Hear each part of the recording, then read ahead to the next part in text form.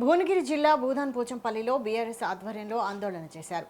ధాన్యం కొనుగోళ్లలో జాప్యం జరుగుతోందని ఆరోపిస్తూ రహదారిపై ధాన్యం పోసి నిరసన తెలిపారు.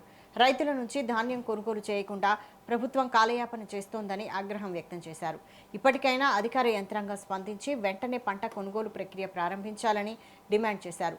రైతులు తీవ్ర ఇబ్బందులు ఎదుర్కొంటున్నప్పటికీ ప్రభుత్వం నిర్లక్ష్యంగా వ్యవహరిస్తోందని ఆరోపించారు. తక్షణమే చర్యలు తీసుకోకపోతే జాతీయ రహదారులను దిగ్బంధం చేస్తామని హెచ్చరించారు. పెద్ద ఎత్తున రైతులందరూ ఇక్కడికి వచ్చేసి ధర్నా కార్యక్రమం చేయడం ఎందుకు అనేది వాళ్ళే ఎమ్మెల్యే గారు కానీ ప్రతినిధులు అధికార ప్రతినిధులు కానీ వాళ్ళందరూ 30 తారీఖు వరకు మేము ధాన్యాన్ని కళ్ళాలలో ఒక గిజ్జ లేకుండా కొంటామన్నారు. ఇప్పటికీ 30 తారీఖు ఇంకొక రోజు అయితే 30 తారీఖు దగ్గర పడుతున్నది. అయినా దానికి ఇప్పటికీ 50% కళ్ళాలలోనే ధాన్యం. దానికి దూరదృష్టితో మేము కూడా ఏంటంటే ఇన్ని రోజులు ఓపిక పట్టి ధాన్యాన్ని కొంటారు కదా అనేది చూస్తున్నాం. కానీ ఈ రోజు కార్తీ వచ్చింది, వర్షాలు దగ్గరికి వస్తా ఉన్నాయి, బయట వర్షాలు ఎక్కువ పడుతున్నాయి. ఇంకా ఈ మండలంలో వర్షం లేదు కాబట్టి మేము అదృష్టవంతులం అనుకోవాలి. ఈ విధంగా ఉన్నది కదా ధాన్యము అని ఉన్న వాస్తవాన్ని గ్రహిస్తలేరు. వాళ్ళు ఏమంటున్నారంటే పంట ఎక్కువ మంత్ ఉన్నది కాబట్టి ధాన్యానికి కొంచెం ఇబ్బంది అవుతుంది. పంట ఎక్కువ మంత్ ఉంది అంటున్నారు. కేసీఆర్ ఒక్క ఎకరాకు కూడా నీళ్ళు ఇవ్వలేదంటున్నారు.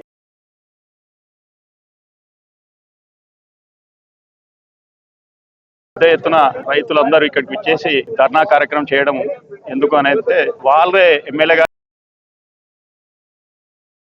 రైతాంగం అంతా ధర్నా చేస్తుందని చెప్పంటే ఈ మండలంలో దాదాపుగా 18 నుంచి 19 లక్షల బ్యాగులు ధాన్యం పంట పడుతుంది. దాన్ని ఈ రోజు వరకు 1 మంత్ లో మొత్తంలో కూడా 9 లక్షల బ్యాగుల ధాన్యాన్ని కొనుగోలు చేయడం జరిగింది.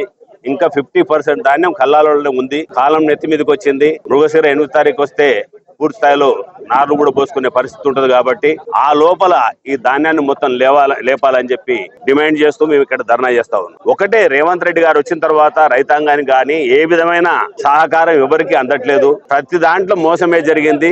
అన్ని పెంచుతామని చెప్పి సంక్షేమ పథకాలు మొత్తం కూడా నిర్వీర్యం చేసే పరిస్థితి ఈ రోజు వచ్చింది. ఉన్న డ్యామ్ల నుంచి నీళ్లు తీసుకొచ్చి రైతులకు ఇచ్చే పరిస్థితి లేదు.